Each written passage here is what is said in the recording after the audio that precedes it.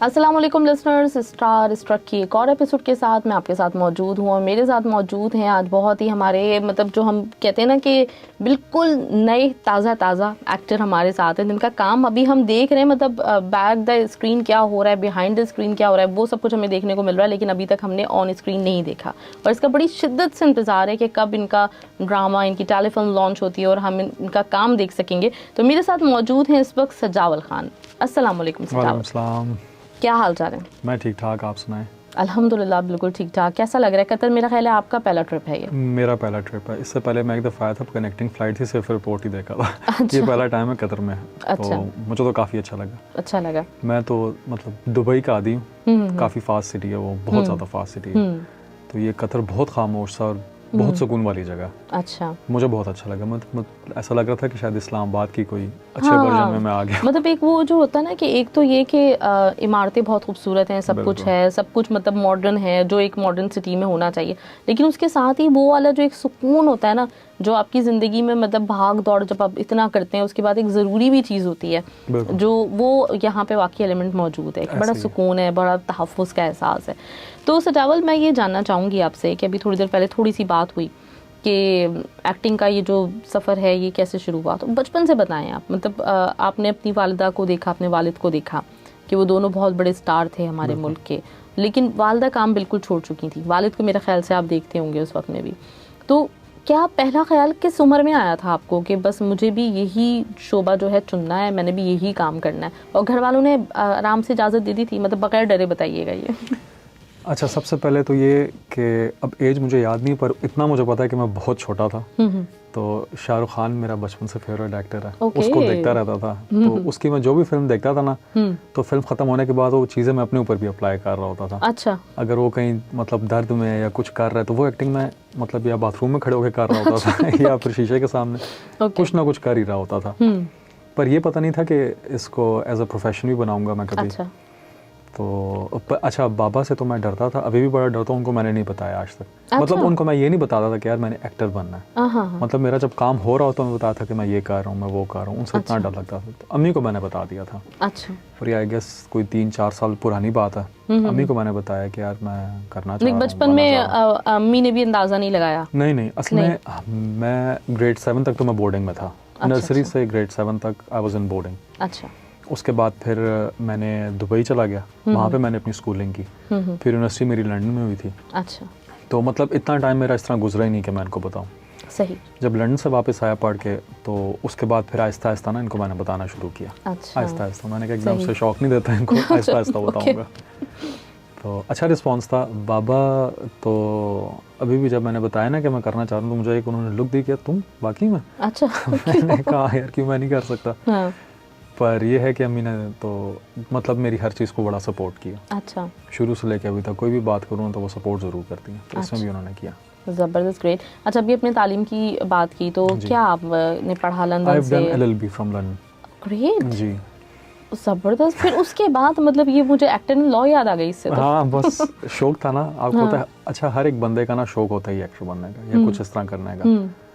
तो मेरे अंदर भी था। तो मेरा प्लस पॉइंट ये था कि अम्मी की तरफ से मुझे काफ़ी हेल्प थी। मुश्किल पढ़ाई होती है सजावल, आपने इतना टफ आपने एजुकेशन ली है, इतनी टफ डिग्री ली है, उसके बाद फिर एक्टिंग पहले बोल देते कि नहीं मुझे एक्टिंग करनी है? नहीं, पहले वो आपको बताया था ना, हिम्मत नहीं थी एक तो बोलने की। ना बाबा को बता सकता था ना किसी को। तो पर एक डिग्री तो आपको पता है एक इम्पोर्टेंट चीज़ है, वो होनी चाहिए। वो हो के उसके बाद फिर आप तो जब आपने वकालत की डिग्री ले ली तो उसके बाद दलाइल देने आ गए? हाँ, कि यार अब ये मैंने करना। अच्छा। तो जज साहब ने मंजूर भी कर लिया उसको? इन्होंने मंजूर कर लिया था। क्या बात है, क्या बात है, ज़बरदस्त। ये तो बड़ी आला बात होगी। तो फिर प्रैक्टिस थोड़ी बहुत की या फिर बिल्कुल? अच्छा। तो कुछ इन फ्यूचर आपका प्लान है कि आप उसको भी साथ लेके चलेंगे या फिर बस अब ये फ्यूचर? अभी मैं तो पूरा टाइम इंशाल्लाह भी वापस पाकिस्तान जाके ना, तो पूरा टाइम इसको दूंगा अपना। हमारे 2 ड्रामे, एक तो ड्रामा तकरीबन 40% शूट हो गया उसका। अच्छा। जो कश्मीर में हो रहा है। हाँ हाँ।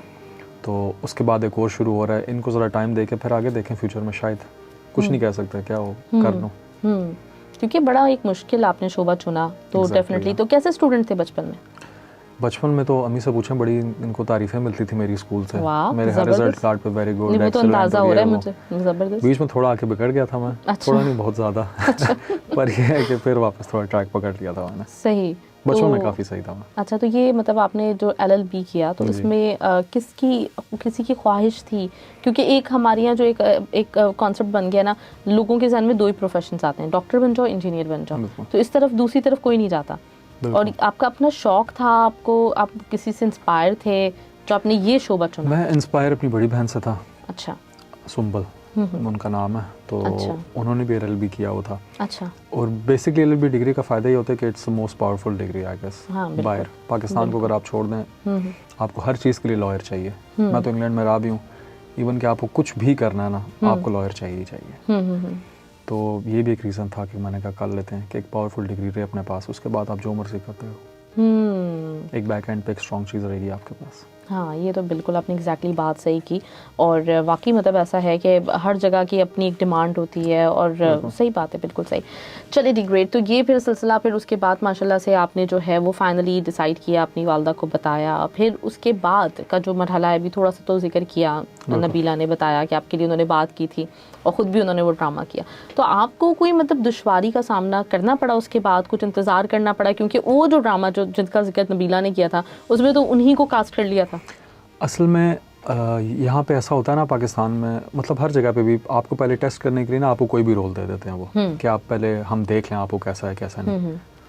पर अम्मी भी मेरे सामने थी, मतलब मैंने देखा होता कि मेरी माँ एक इतनी बड़ी एक्ट्रेस है। अबू को देखता था मैं कि यार वालिद मेरा इतना अच्छा है और उनको इतना लोग पसंद करते हैं, तो उनका बेटा जब आएगा तो वो, अगर मेरे दिमाग में ये था, हालांकि बुरी चीज़ है, करना नहीं चाहिए काम, जिस तरह ही मिला आपको कर लेना चाहिए। मेरे दिमाग में ये था कि यार अगर बाबा को देखेंगे लोग, यार उनका बेटा पहली बार आ रहा है और उसने 1-2 सीन की और आके गायब हो गया, तो वो शायद अच्छा इंप्रेशन ना लगे उनको कि यार इसके बेटे को हम इतना वेट कर रहे थे, आया और वो आके चला गया। तो मुझे ड्रामास मिलते रहते थे। वो जो अम्मी ने ड्रामा छोड़ा था ना, मतलब जो अम्मी को मिल गया था ना, उन्होंने मुझे भी ऑफर किया था, 1-2 रोल थे कोई बीच में। फिर अम्मी ने 1-2 भी लाए बीच में, और भी 2-3 मुझे हम TV से मिला, पर मुझे नहीं अट्रैक्ट कर रहे थे। मैंने कहा नहीं, मैं करूँगा तो एक ही बार अच्छा करूँगा। सही। उसके बाद फिर हमने एक टेलीफिल्म मिलके बनाई, उसमें मैंने एज ए लीड काम किया। उसके बाद अभी जो मेरा ड्रामा आ रहा है, उसमें समी खान है, शहजाद शेख है, अच्छा। मैं हूँ, मतलब हम 3। और ये स्क्रिप्ट मैंने इसलिए चुना था कि इसमें मेरा और समी खान का पैरेलल कैरेक्टर है। अच्छा, ग्रेट। मतलब ये नहीं है आया और गायब हो गया, आया और गायब हो गया। बहुत अच्छा था, इसलिए इस ड्रामे को फिर मैंने एज अपना फर्स्ट ड्रामा सेलेक्ट किया कि यार अब मैं करूँगा। क्योंकि पाकिस्तान में आप ना टाइप कास्ट बहुत जल्दी हो जाते हो। बिल्कुल। अगर आपने कोई 1-2 सीन कर लिया ना, तो आप 5-6 साल 1-2 सीन ही करते रहोगे। बिल्कुल। चाहे आपने जितना अच्छा कर लिया ना, तो अगली बार डायरेक्टर जब आपको बुलाएगा, बोलेगा यार जो लास्ट ड्रामे में एक बंदा आया था जिसने एक सीन बड़ा अच्छा किया था, तो इस बार 2 सीन उसको फिर बुला लो। तो वो बेचारा चाहे जितना भी अच्छा कर ले, रहेगा 1 से 10 सीन के बीच में। तो आपको थोड़ा वेट करके, मतलब इसको सेल्फिशनेस कह दो, कुछ भी कह लो, पर अगर आप थोड़ा वेट करके, आपकी जो कॉस्ट थी, जो आपने जो पीछे बात सोची वो ये कि नहीं मेरे माँ बाप का इतना नाम है, तो अगर मैं करता हूँ तो फिर मैं भी उस लेवल का तो काम करूँ ना, मतलब लोग बोलें कि हाँ ये अच्छा। दोनों आपके वालिदैन माशाल्लाह से दोनों ही सुपरस्टार, इतने ज़्यादा फेमस, और वालिद ने जैसे अभी बात भी हो रही थी कि उन्होंने क्योंकि काम कंटिन्यू रखा है तो उनका और ज़्यादा मकाम रहा है, और पश्तो फिल्म्स वगैरह में तो उनका बहुत बड़ा एक रोल रहा। तो आप जब दोनों का काम देखते हैं, कभी मतलब अगर कंपैरिजन का थोड़ा बहुत बोला जाए तो आपका पलड़ा किस तरफ, मतलब किसका पलड़ा भारी होता है? मतलब दोनों का मुझे तो बहुत अच्छा लगता है। पर अच्छा, ये डिप्लोमेटिक वाला आंसर है। पर ये है कि बाबा का थोड़ा ज़्यादा, मुझे बाबा के ज़्यादा मतलब उनका काम जो है वो उन जैसा, जो उन्होंने जिस तरह के रोल्स किए हैं उस तरह ख्वाहिश है करने की। बिल्कुल है। असल में वो मुझे PTV टाइम के जो स्क्रिप्ट सुनाते हैं ना, मुझे जो अपनी ड्रामे की कहानियाँ सुनाते हैं ना, वो सुन के मैंने एक दफ़ा उनसे लिटरली पूछ लिया, मैंने कहा यार वाकई में ड्रामे बने थे, आपने अपने से कोई स्टोरी बनाई है? कहते नहीं वाकई बनते हैं। तो वो स्क्रिप्ट, वो ड्रामास तो मैं अब देखूँ तो ऐसा कोई स्क्रिप्ट मुझे नजर ही नहीं आता। तो खैर इन दोनों ने जो काम कर लिया ना, वैसा काम तो अब नहीं बनेगा। ये बात तो बिल्कुल सही है। ये मैं मतलब गारंटी से कहता हूँ, ऐसा काम फिर नहीं बन सकता। बिल्कुल सही है। अब जिस तरह का दौर चल रहा है, इसी तरह के ड्रामे बनेंगे, इसी तरह के स्क्रिप्ट्स आएंगे। जिस तरह अम्मी ने कहा था कि आपको एक ही ड्रामा ऐसा लग रहा होगा हर चैनल से ऑन एयर, अब ऐसा ही रहेगा।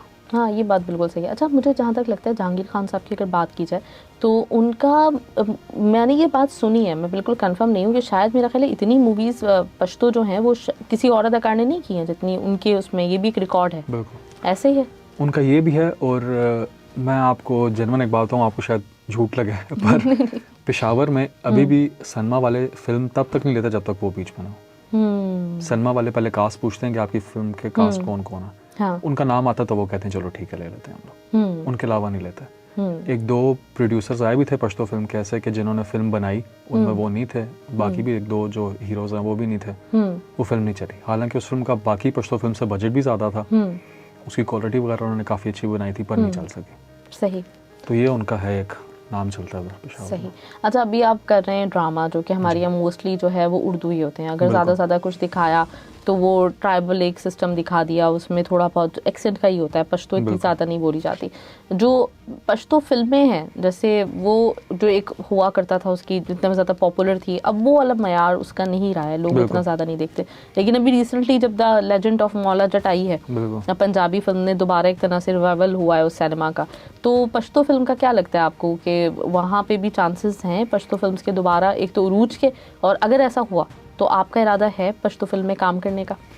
अगर तो ऐसा हुआ तो ज़रूर करूँगा, पर मुझे लगता नहीं है कि ऐसा होगा, क्योंकि बाबा तो मेरे कनेक्टेड रहते हैं उनसे सारा वक्त, तो वो भी इसको ना उन्होंने साइड पे कर दिया। अच्छा। कि यार अब उस तरह का नहीं रहा, क्योंकि बाबा का मतलब एक एक्टर है वो, उनको कोई कैरेक्टर मिलता है जिसमें उन्होंने गन पकड़ लिया, कुछ पकड़ ली, अब वो इतने पॉपुलर है उस जगह पे ना, उस एरिया में, पेशावर वाली साइड पे सारा कुछ, तो वो बच्चे भी उनको फॉलो कर रहे होते हैं, बड़े भी, तो वो सारा कुछ इल्ज़ाम फिर उन पे आ रहा होता है कि यार आप गन प्रमोट कर रहे हो, आप ये कर रहे हो, वो कर रहे हो, तो उनके लिए काफ़ी मुश्किल होता है चीज़ों को फिर हैंडल करना। तो वो भी अब ज़रा इससे साइड पे हो रहे हैं। और ऊपर से मैं भी जिन लोगों से मिला हूँ पश्तो में बाबा के थ्रू ही, तो मुझे नहीं लगता कि वो उनमें इतना वो है कि मतलब इसको वापस स्टैंड दे सके पश्तो को, नहीं दे सकते। जो अच्छे 2 डायरेक्टर थे पश्तो के, उनका इंतकाल हो गया, उसके अलावा जो भी अभी काम कर रहा ना, मतलब वो बस लगा ही हुआ है कि हाँ यार चलो बनानी है फिल्म, वो नहीं कर सकता।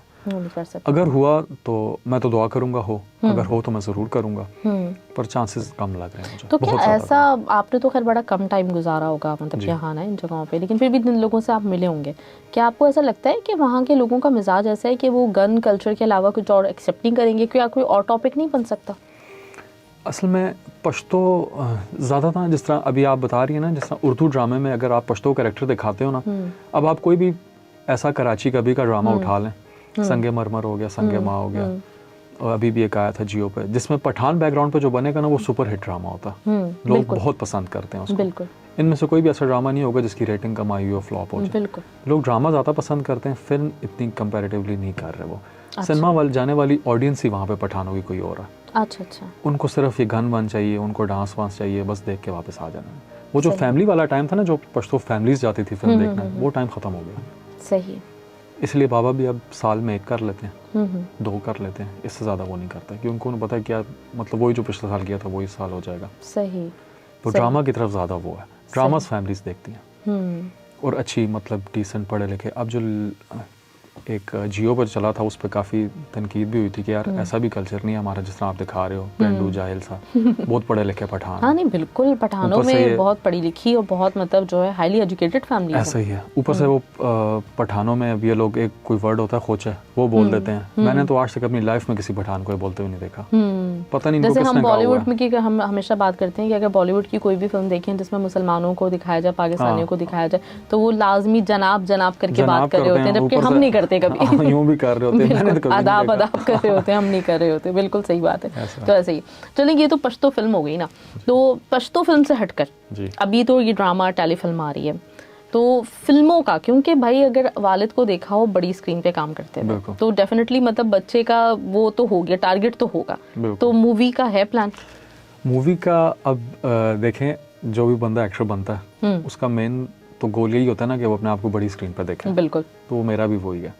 पर पाकिस्तान में देखा ज़्यादा ड्रामा जाता, इसलिए आपको पाकिस्तान में मतलब अगर आपने पहचान बनानी है इस इंडस्ट्री में, तो आपको ड्रामे से ही शुरू करना पड़ेगा।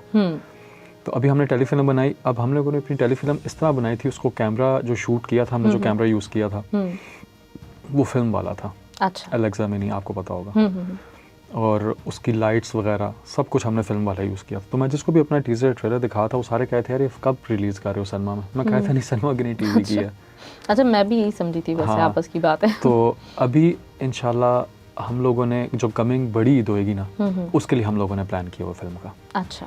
तो इंशाल्लाह भी वापस जाके उस पर काम हम शुरू करेंगे, ड्रामे से थोड़ा ज़रा कर, क्योंकि हम लोगों का ड्रामा शूट हो रहा है मुजफ्फराबाद में। अच्छा। और हम लोगों ने फिल्म की सारी प्री प्लानिंग करनी कराची में, तो काफ़ी वो है डिस्टेंस वगैरह, तो एक दफ़ा जब ड्रामे से फ्री होंगे फिर इंशाल्लाह इसका करेंगे। अच्छा, जिस तरह से आप ये बता रहे हैं कि आपने क्या कैमरा कौन सा यूज़ किया और सब कुछ, तो मुझे ऐसा लग रहा है कि आप जैसे काम करें नबीला के साथ, तो प्रोड्यूस कर रही हैं इस ड्रामे को, तो कितना इन्वॉल्व होते हैं आप अपने ड्रामे में, मतलब कितना जब सीन शूट्स हो रहे होते हैं तो उसमें कितना कैसा सीन है, किस तरह से जो है वो कौन सा एंगल लिया जा रहा है, कितना देखते हैं, और आगे आपको लगता है कि आपका कहीं पे मतलब जो ना करियर वो डायरेक्शन की तरफ भी जाएगा? डायरेक्शन मुझे जो जहाँ तक लगता है ना एक बहुत मुश्किल चीज़ है, और ये उसको ही करनी चाहिए जिसने डायरेक्शन प्रॉपर पढ़ी हो, जिसने फिल्म स्कूल देखा हो, सारा पढ़ा हो, नॉलेज हो उसको। मतलब मैं उस तरह का डायरेक्टर नहीं बनना चाहता कि मैं बोलूँ चलो यार कुछ नहीं चलाओ डायरेक्टर बन जाता हूँ, वैसे नहीं, वो ज़्यादती होगी फिर। तो बहरहाल जहाँ तक सीन में इन्वॉल्व रहने की बात है तो वो मैं बहुत रहता हूँ, मतलब मैं देखता हूँ। हमारे एक डायरेक्टर हैं अजीम सजाद, उनके साथ मैंने काफ़ी टाइम गुजारा, उन्होंने काफ़ी समझाया भी है, सिखाया भी है। मतलब जो चीज़ें बंदा इस इंडस्ट्री में आने के 5-6 साल बाद सीखता है ना, वो उन्होंने पहले सारी सिखा दी थी। तो वो मेरी काफ़ी अजीम सज्जाद साहब जो हैं वो पेशावर सेंटर के बड़े अच्छे एक्टर थे, और उनको हमने बड़ा कम देखा मतलब काम करते हुए, जबकि मुझे याद है उनके 1-2 ड्रामा सीरियल्स जो उसमें रोल भी मुझे याद नहीं, लेकिन मुझे पसंद बहुत थे वो, मुझे अच्छे बहुत लगते थे। तो उनका भी मुझे मामला समझ में नहीं आता कि उन्होंने डायरेक्शन की तरफ उनका ज़्यादा रुझान रहा है। असल में वो डायरेक्टर भी थे और एक्टर भी थे। अच्छा। बीच में मेरे ख्याल से वो अमेरिका चला गया था काफ़ी लंबे टाइम के लिए। ओके, सही। तो फिर जब वापस आए तो अब एक्टिंग भी करते हैं, डायरेक्शन भी देते हैं, पर डायरेक्शन अब ज़्यादा देते हैं, और बहुत अच्छे डायरेक्टर है, बहुत अच्छे डायरेक्टर। ज़बरदस्त। तो चलें, आपको उनके साथ काम करने का मौका मिल रहा है, नबीला के साथ आप हैं, और माशाल्लाह अच्छी आपके ड्रामे की कास्ट है। तो अभी तक के जो ये एक ड्रामा और एक टेलीफिल्म, इसका जो एक्सपीरियंस आपका है, तो उसको कैसे आप देखते हैं, और क्या लगता है कि इस वक्त में जब आपने बोला था कि मुझे एक्टिंग करनी है, और अब जब आप काम कर रहे हैं इस फील्ड में, तो ख्वाब पूरे हो रहे हैं, एक्सपेक्टेशंस वैसी ही हाई हैं? असल में पहले जब मैंने इनको खुद बताया था ना कि मैंने एक्टर बनना है, एक्टिंग करनी है मैंने, तो उस वक्त तो काफ़ी मतलब यार मैं जाऊंगा और ये कर लूँगा, वो कर लूँगा, इतना चीज़ें प्रिपेयर वगैरह कर रहा था सारा कुछ। पर जो मेरा टेलीफिल्म का पहला दिन था ना, तो जब अजीम साहब ने एक्शन बोला ना, तो बस मैं उस वक्त मैंने कहा ये क्या हो गया, इतना मुश्किल। तो मुश्किल काफ़ी लगा था मुझे फिर, पर खैर बड़ी सपोर्ट थी, उन्होंने भी बहुत सपोर्ट किया, समझाया, बैठाया, सारा कुछ, अम्मी ने भी काफ़ी। फिर इस तरह हम लोगों ने शूट किया। फिर ड्रामा था, ड्रामा बहुत इजी होता है शूट करना में एज़ कम्पेयर टू टेलीफिल्म। तो जब ड्रामा शूट कर रहा हो तो उन लोग मिल रहे होते हैं और नई नई जगह देख रहे होते हैं, तो ऐसा लगता है कि हाँ पूरा हो रहा है, पर अभी काफ़ी ख्वाब हैं जो पूरे करने हैं इस फील्ड में इंशाल्लाह। अच्छा ये बताएं आप कि माशाल्लाह से इतनी जो मंझी हुई अदाकारा हैं आपकी वालदा, जिनका एक नाम है, और थोड़ा सा जो हम जो ड्रामे देख रहे हैं आजकल, उसमें कभी कभी बड़ी सख्त गीर किस्म की भी बनी हुई होती है ना, सास और अम्मी, तो जब आपके साथ सेट पे मौजूद होती हैं और कभी ऐसा हो कि आपका सीन सही नहीं हुआ, तो क्या होता है? एक दफ़ा टेलीफिल्म का सीन था, ये बनी थी मेरी दादी। अच्छा। हाँ, ये मेरी दादी बनी थी, मेरा उनका एक ही सीन था साथ। अच्छा। तो उसमें ये नमाज़ पढ़ी होती हैं, तो मैं आता हूँ, बैठता हूँ, इनको बड़े प्यार से देखता हूँ, ये सलाम फेरती हैं तो मुझे देखती हैं, फिर फोरहेड पे किस देती हैं। तो जो इन्होंने सलाम फेर के भाई तो देखा तो मैं और ये दोनों हंस पड़े। दोनों हंस पड़े थे। हाँ। उस सीन की कोई 3-4 रीटेक्स हुई थी। अच्छा। मेरे पास अगर BTS हुआ तो मैं आपसे शेयर करूंगा, आप देखिएगा, बहुत मज़ा आया था। हाँ। तो वो उस तरह नहीं हम वो ले पा रहे थे ना, कि मतलब हम लोगों का तो एक अलग उस तरह था, मतलब हंसी मजाक दोस्तों की तरह ही रहते थे। तो हमसे जब उस कैरेक्टर में मैं वो ये दादी बनी देख रही थी प्यार से, तो हम लोग हंस पड़े। हाँ। पर यह है कि काफ़ी समझा रही थी, मतलब मेरा सीन ना मॉनिटर पे बैठ के देख रही होती थी। अच्छा। तो बताई थी शर्ट इस तरह ठीक कर लो, एक्सप्रेशन ये ना दो, कभी गुस्सा आता है अम्मी को। हाँ, मतलब क्योंकि जब अगर आप जाहिर सी बात है कि जिस बंदे ने इतना काम किया हो ना, तो वो परफेक्शन की एक जगह पे खड़ा होता है, और फिर अपना बेटा काम कर रहा हो तो वो चाह रहा होता है कि ये जो मैंने इतने अरसे में एक परफेक्शन हुई है ना बेटे के मामले में, जैसे मैं अपने अगर बच्चों को कभी पढ़ाने बैठूं तो मुझे गुस्सा आ जाता है कि मुझे आता है तो इसको क्यों नहीं आता। तो ये वाली चीज होती है, बिल्कुल होती है, पर वो मेरे फायदे के लिए हो रही होती है, क्योंकि मैं तो अपने आप को नहीं देख सकता उस वक्त कैमरा पे, कैमरा मेरे सामने लगा हुआ, ये मॉनिटर पे बैठी होती है, तो ये सारा देख रही होती है, तो वो फिर सब कुछ बता रही है, तो अक्सर गुस्सा कर भी जाती है। वो नॉर्मल है। अच्छा, ये भी मैं जानना चाहूँगी सजावल कि आपके साथ इन दोनों ड्रामा, मतलब एक ड्रामा है, एक टेलीफिल्म है, उसमें आपके अपोजिट कौन कास्ट हुआ है? जो ड्रामा है उसमें मतलब मेरा जो कैरेक्टर है ना, वो दोनों हीरोइंस जो है ना हमारे ड्रामे की, उनके साथ वो है। पहले मेरा होता है मिन्सा के साथ। अच्छा। मेरा ट्रैक है आधे ड्रामे तक। उसके बाद फिर मतलब हालात वाक़यात ऐसे हो जाते हैं, मैं बता नहीं सकता पूरा, मतलब I end up marrying Aliza Shadan. Okay. तो फिर एलिज़ा के साथ शादी हो जाती है, फिर उसके साथ है सारा मेरा एंड तक। अच्छा। मतलब मेरा यही कैरेक्टर है, मतलब इन 2 हीरोइंस और समी के साथ मेरा कैरेक्टर है। सही। तो ये 2 है मेरे साथ। अच्छा, और दूसरा जो एक और दूसरा जो टेलीफिल्म है उसमें मिन्सा है जी, और कवल एक एक्ट्रेस है कराची की, काफ़ी अच्छी है, वो हैं। अभी तीसरा हमारा एक ड्रामा शुरू होने लगा है कराची जाके, उसकी अब कास्टिंग मुझे नहीं पता, मेरे ऑपोजिट कौन है, वो जाऊँगा तो पता लगेगा। सही। तो और अभी तक जैसे आप फॉलो करते हैं सब कुछ तो देखते होंगे, अब डेफिनेटली मतलब कि बिल्कुल शुरुआत है, तो आपकी क्या ख्वाहिश है, किन सीनियर अदाकारों के साथ या आप चाहते हैं कि आपके अपोजिट वो कास्ट हो, कौन लोग हैं ऐसे? अच्छा, मेरी ऐसी कोई ख्वाहिश नहीं है कि मेरे ऑपोजिट ही हो, पर 2 लोग हैं जिनके साथ मैं काम करना चाहता हूँ। एक शान, पाकिस्तानी फिल्म स्टार, उन जैसा फिल्म स्टार, मतलब मेरे जब से मैं देख रहा हूँ ना तो मुझे कोई भी पसंद नहीं आया फिल्मों में। एक शान है, दूसरे हैं फवाद खान। ये 2 हैं जिनके साथ मेरी ख्वाहिश है कि यार इनके साथ मैं स्क्रीन शेयर करूँ, चाहे छोटा मोटा रोल हो, कुछ भी हो, पर इनके साथ में हो। अच्छा, अभी आप थोड़ी देर पहले बात कर रहे थे कि आपकी मतलब जो रोल आपने किया था मिस्कीन सा और इस तरह का, तो वैसे ही आप करना चाहते थे, आप असल में कैसे हैं? मैं असल में भी मिस्कीन से? हाँ, बस मैं इतना वो नहीं हूँ, मैं शायद सा हूँ मैं काफ़ी, और पर जितना मिस्कीन ये कैरेक्टर है उतना नहीं हूँ। हाँ, इतना नहीं हूँ। हाँ, तो कोई मतलब कुछ जिद वगैरह होती है तो मनवा लेते हैं अपनी? हाँ, वो मनवा लेता हूँ। सही, मतलब ओपन है। सही, ग्रेट, ज़बरदस्त। चले जी लिसनर्स, हमारे साथ सजावल, और यकीनन मतलब जो है वो बड़ी ज़बरदस्त सी बातचीत हो रही है, और वो एक बड़ा मुझे मज़ा आया कि बैक टू बैक जो इंटरव्यूज़ हमारे रहे हैं पिछले हफ्ते का और इस हफ्ते का, तो ये दोनों जो आपने सुने वो मतलब ये एक जो होता है ना कि माँ बेटे का बड़ा ज़बरदस्त सी बातचीत, और एक रंग भी नज़र आ रहा है उस बातचीत में, और मैंने काफ़ी इन्जॉय किया, डेफिनेटली आप लोगों ने भी बहुत इन्जॉय किया होगा। तो इसके साथ ही इंटरव्यू हम इख्तिताम की तरफ लेकर आते हैं। आपसे मैं जानना चाहूँगी कि अगर आप मतलब कुछ मैसेज हमारे लिस्टर्स के लिए देना चाहें, और कुछ फ्यूचर प्लान्स भी अपने साथ साथ हमसे डिस्कस करना चाहें। फ्यूचर प्लान तो अभी जाके बस इंशाल्लाह अपना ड्रामा फिनिश करना, फिर नया शुरू हो रहा है, उसकी तैयारी वगैरह करेंगे, फिर देखें आगे क्या क्या किस्मत में आती हैं चीज़ें, क्या क्या होता है क्या क्या नहीं, पर इंशाल्लाह होपफुल हूँ काफ़ी अच्छी चीज़ें आएंगी। अगली बार जब कतर आया तो फिर आपने सारा कुछ देखा भी होगा बिल्कुल लाइव, और क्या नाम है, आपके पास ज़्यादा सवाल होंगे उस कैरेक्टर्स को लेकर करने के लिए। बिल्कुल ये, और मैसेज ये है कि बस यार हंसो मुस्कुराओ, एंजॉय करो अपनी लाइफ, एक ही बार मिलती है, वन टाइम ऑफर है। बिल्कुल एंजॉय करो, टेंशन नहीं लेनी। कल मैंने एक बिल्डिंग के बारे पढ़ा था, everything is going to be all right, काफ़ी अच्छी लगी थी मुझे वो, वही मैसेज है सबके लिए। चलें जी, ग्रेट, ज़बरदस्त, बहुत बहुत शुक्रिया आप लोगों का कि आपने मुझे टाइम दिया, और लिसनर्स आप लोगों को डेफिनेटली ये इंटरव्यू बहुत पसंद आया होगा, आपने बहुत इन्जॉय किया होगा, और इंशाल्लाह जैसे अभी मैंने नबीला से बात की थी, ऐसी मैं सजावल आपसे भी कहूँगी कि ज़रूर आइएगा, नेक्स्ट टाइम भी हमें मौका ज़रूर दीजिएगा, और जैसे ही आपकी टेलीफिल्म और ड्रामा रिलीज़ होने वाला है तो आपने सबसे पहले इंटरव्यू मुझे देना है। डन हो गया, पक्का हो गया? चलें जी, तो थैंक यू सो मच, बहुत बहुत शुक्रिया।